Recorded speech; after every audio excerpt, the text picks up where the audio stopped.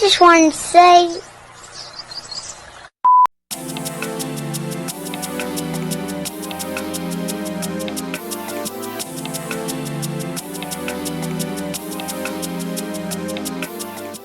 Hi everyone, welcome to another Cartoon Galaxy rant. I'm Mars Moon, and I like to rant about cartoons. Today is an interesting topic that I'm sure you've all heard about often, especially in recent years. It affects cartoons and animation as well as all kinds of additional media. This is the word most people fear or find a nuisance, although some may find it necessary. I'm talking about censorship. Yes, I'm going there. Straight to the depths of hell with this one. Now, before I get into it, I just want to add to please like and subscribe if you enjoy this video or any of my other works on this channel. Since we are going into censorship, you know how YouTube is, never making it easy on folks like myself who operate on this platform. So all your support helps. And a special thanks to all of you who have been supportive throughout. This channel would be nothing without you. Okay, now on to the dreaded topic of Censorship. Oh boy. Now, I was inspired to talk about this due to the recent ban, then unban of TikTok, which raised a lot of questions and concerns about censorship and freedom of speech. Granted, I've never used TikTok, but I can understand folks' concerns. Not that going on another app that is far more censored than the latter is a wise idea. So this is oddly enough why I wanted to discuss this. And it's not like the topic of censorship hasn't been thrown around a lot through the years. It's a very controversial topic.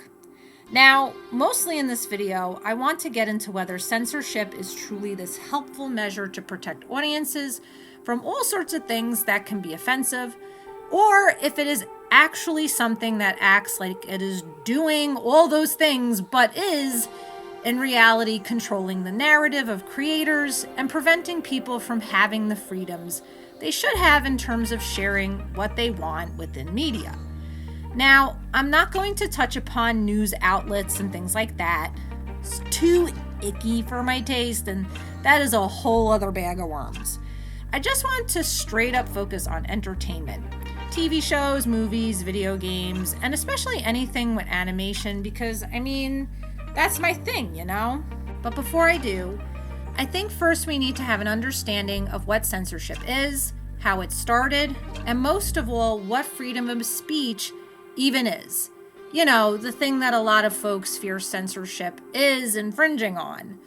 Keep in mind, I don't normally dive into politics on my channel, and if I did once upon a time through animation and cartoons, I usually made fun of everyone, Democrats and Republicans alike, because that's what we did in the 90s, in case you didn't know I grew up around that time.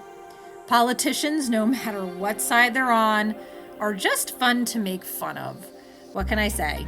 Though I gave up on making caricatures of our beloved political dopes, because it's just not fun anymore with how people take everything personally nowadays.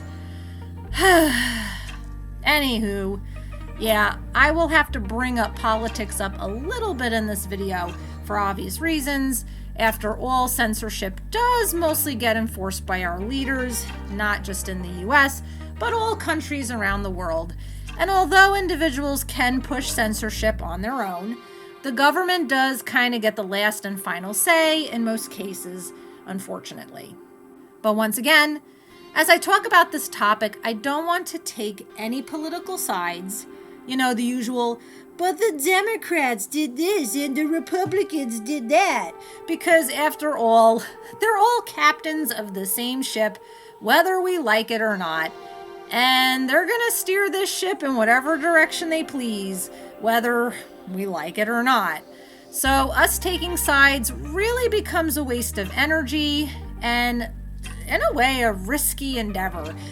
Try to split a ship in half. It's only going to sink.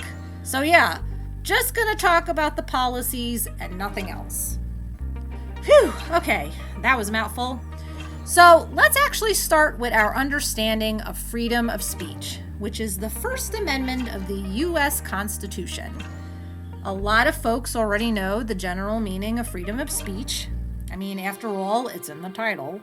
Freedom of speech is the ability to speak whatever you want, either verbally through media or in writing, for instance, on social media platforms, or you're free to speak whatever you want to say straight to someone's face. You have that right. However, as years have passed since the Constitution, there have been some restrictions to freedom of speech by our Supreme Court system, as civilization and society did a lot of changing. These restrictions are what most folks don't consider or talk about. These restrictions are that although you could speak your mind through all kinds of media, you cannot do so if those words are being used as a means to incite violence and encourage an audience to commit illegal actions. So, for example, if you go on social media and say, hey, so-and-so is an asshole, you should all go find him and beat the crap out of him. I mean, I'm making that exemplified scenario very PC, believe me. People have said way worse on social media, but that situation would be restricted from freedom of speech. Another restriction would be obscenity, meaning anything aimed to entice or distribute sexual material, especially the very illegal kinds that involve children, you sickos. There are some loopholes to obscenity, however, and that is if the obscene is used in a scientific or artistic way. So this kind of falls in a gray area, as some folks will put stuff up to be sexually obscene, but will try to twist it as being a form of art. To those folks, we ain't idiots. We know what you're doing, okay? Okay. Other restrictions of freedom of speech also include defaming someone, harassing someone, extorting someone, threatening someone, especially with violence, violating copyrights, so basically stealing someone else's work that they are entitled to through free speech, and false information, which really applies more so to businesses, like if they falsely advertise a product and rip off their consumers. So yeah, unfortunately, not everything you say on TV, radio, and the internet is considered okay under freedom of speech, as most people tend to falsely believe. There are many things that are considered not okay, and freedom of speech will not protect you in those given circumstances. With us now speaking about freedom of speech, the irony, let's now get into censorship in media and how this plays a role on freedom of speech. Now, when did all of this presumably start? Believe it or not, way earlier than most of you may think, and it began with the creation of the Federal Communications Commission, or for short, FCC, back in 1934. This government-run agency was created to oversee broadcasts, which at the time were mostly for radio, because back then people used that more so as their means of entertainment. But eventually, as the TV became more popular and frequently used, the FCC would be in charge of overseeing anything broadcasted there as well. Now, when most of us hear about the FCC, we mostly think of them as the agency that censors everything they deem inappropriate on TV. But reading a little more about them on their official website, they actually have a ton of roles. They promote competition and investments within broadband services. So, like those companies that offer us cable and Wi-Fi services. They also oversee licensing and legal transactions between broadcasting companies. In recent years, with the introduction of cell phones, the FCC does have power over our phone, but only with the internet service providers that, provide us internet service on our phones.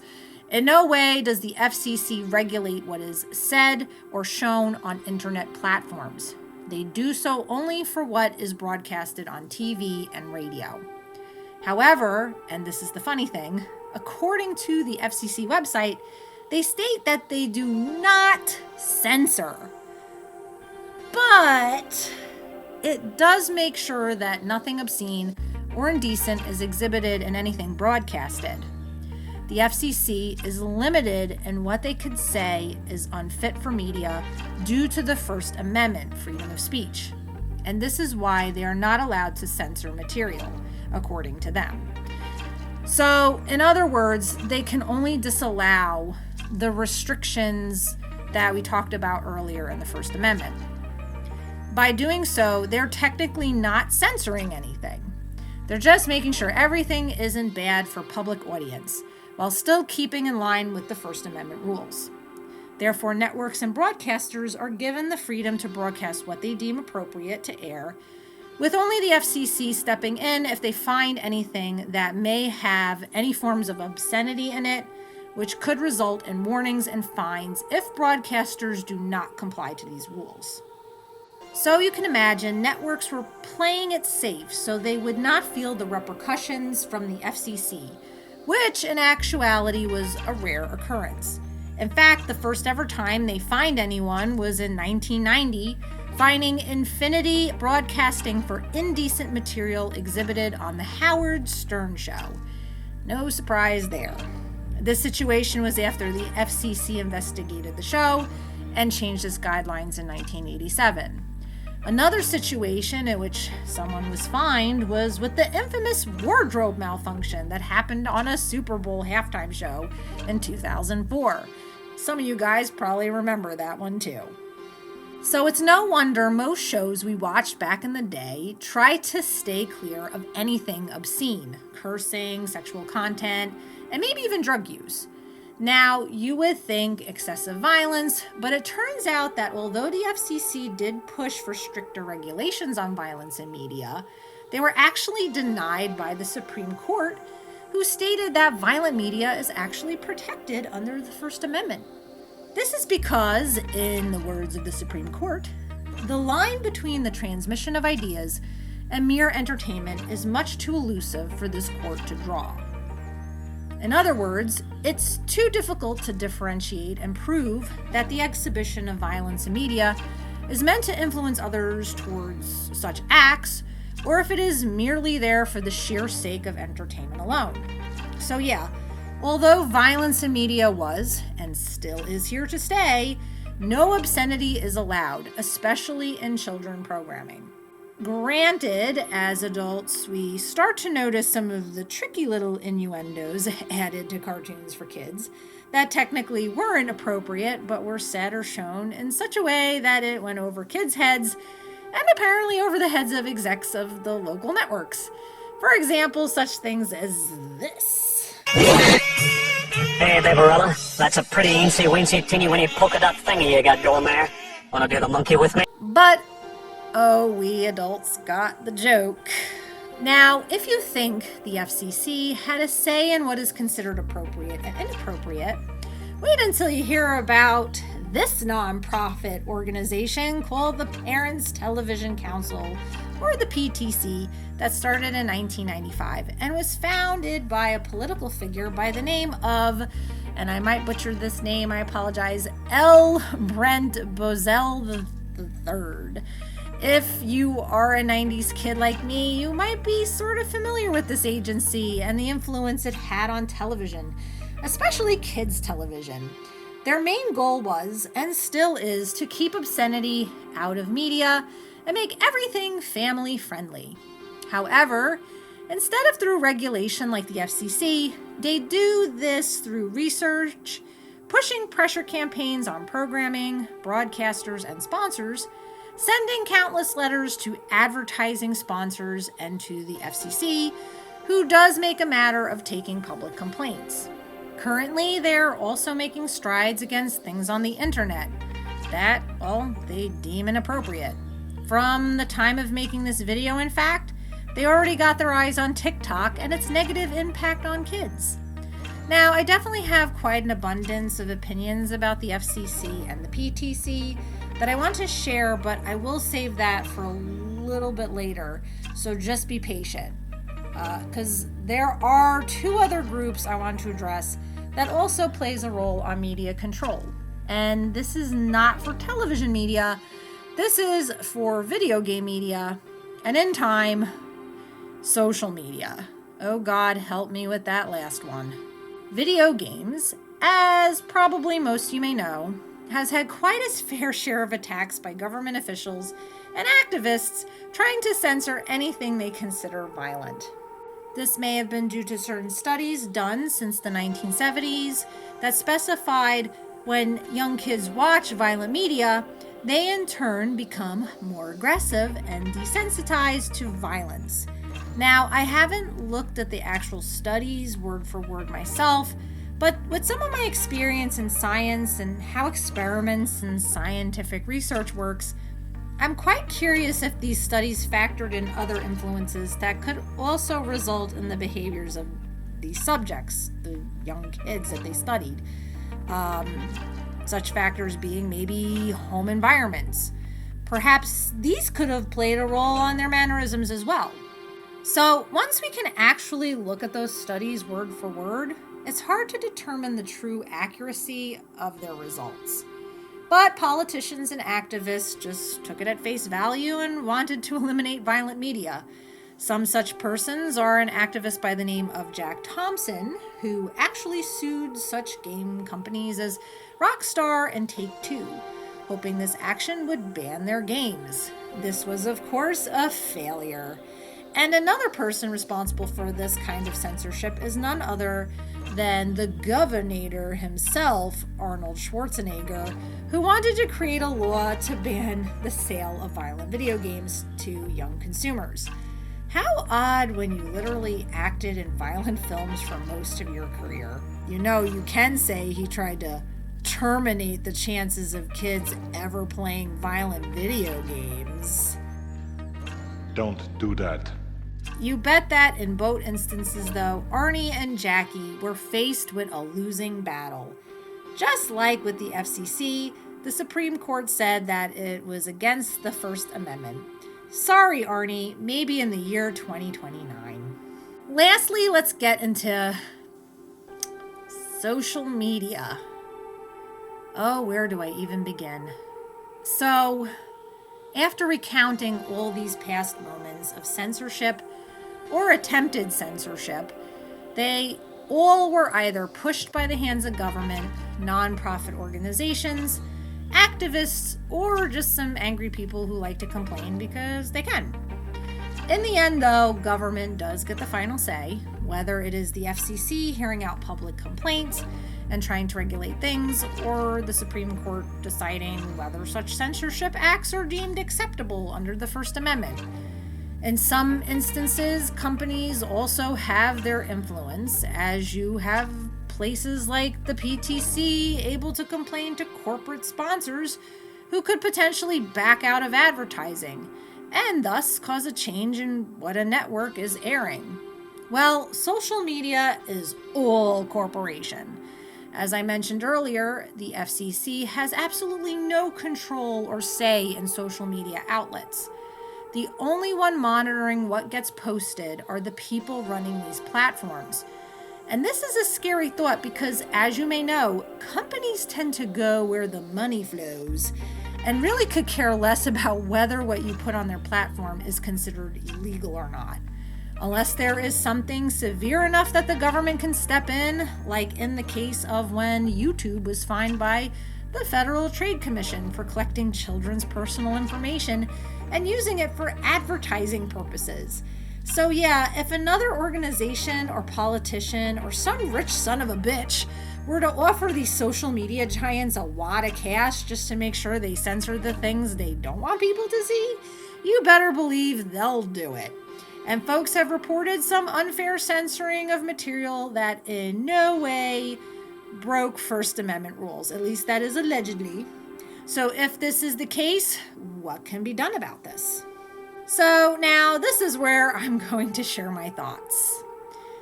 Before I do, though, I just want to add that this is only my opinion, and you could take of it what you will.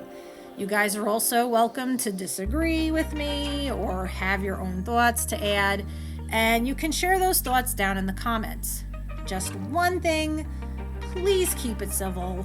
I I know censorship can be controversial, but please no name calling and all that other crap. Okay, just keep it civil. So, is censorship okay? Well, let me put it this way. Not really. Censorship, according to Oxford Dictionary, is the prohibition of any media considered obscene, politically unacceptable, or a threat to security. So, in other words, it is the opposite of free speech.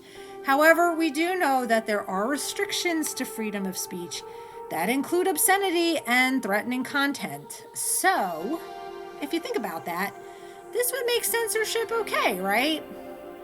Well, not quite. Let's look at the agencies I talked about before. In fact, let's start with the FCC. They claim they don't censor because they stay in line with the First Amendment. They do so by regulating anything considered obscene, which is restricted from the rights of freedom of speech. First off, if you think of the definition of censorship, even if they followed the First Amendment by merely restricting the content that is deemed unprotected by freedom of speech, it is still by definition being censored. There is no doubt about that. Also, if we recall, one of the things the FCC restricts is obscenity, but there is a loophole to obscenity. This is that if something obscene is demonstrated in a scientific or artistic way, it is protected by freedom of speech. So who is to say whether something like nudity, which can be considered obscene, is meant to be inappropriate or is meant for artistic expression? You could have someone create a film with nudity and say it is an artistic piece, but the FCC may beg to differ and consider it inappropriate and worthy of being blurred out for the sake of protecting audiences. If this is the case, wouldn't that necessarily mean that the FCC is censoring it? Because if it was meant to be artistic expression, it's supposed to be protected by the First Amendment. It all comes down to one's take, one's opinion of what is obscene. And now we find ourselves in a rut. Also, if you remember, the FCC wanted to try to control violence in media, which is protected by free speech. So once again, if the FCC is not censoring as they claim, why are you trying to ban violent material, which is protected by the First Amendment? And if, let's just say, they were successful in this endeavor, what next will be seen as inappropriate and then banned? The cycle will just continue. This goes the same for the PTC and those folks trying to regulate games. Trying to say what or what not is deemed inappropriate and family friendly can be swayed by opinion alone, and if so, can result in certain forms of expression being censored when in fact they have the right to exist in media. And now, with social media in the mix, it only gets worse when corporations who have absolutely no regard for people's safety or their free expression can just decide what they can ban and what they can keep. And that's a huge problem. Overall, I think honestly that neither government, companies, or other agencies should have the right to decide what can be censored and what cannot. It is up to the public to decide what we think is inappropriate. Now, threatening people and harassing people is one thing because that could result in physical harm, and I could see when legal action has to get involved.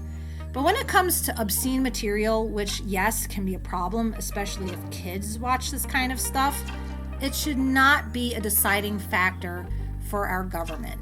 It should be the parents' responsibility. I mean, censoring the obscene is honestly not meant for adults. We've been there, done that, believe me. It's really meant to protect kids. However, the only people who should be protecting kids is, well, the kids' parents.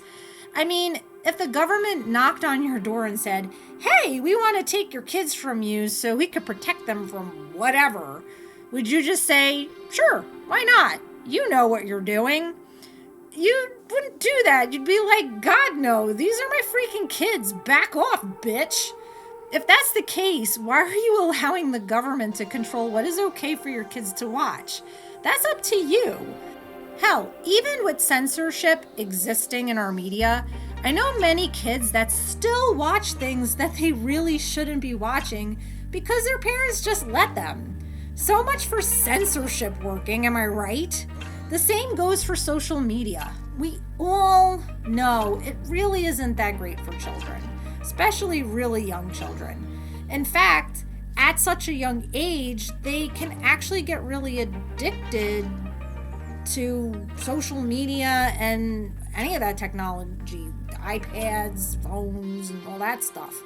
It's like a drug. And I'm not kidding because I've seen it with my own eyes.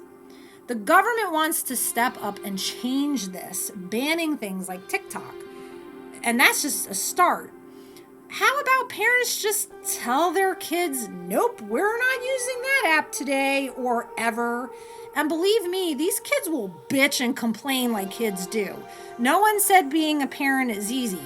But then you just stand your ground and you remain firm with the answer being a straight up no. If the government can do it, if these other agencies could do it, why can't you? Thing is, I think you'd rather it be you than the government, right? So yeah, that's my take on censorship. Sorry this video was pretty long.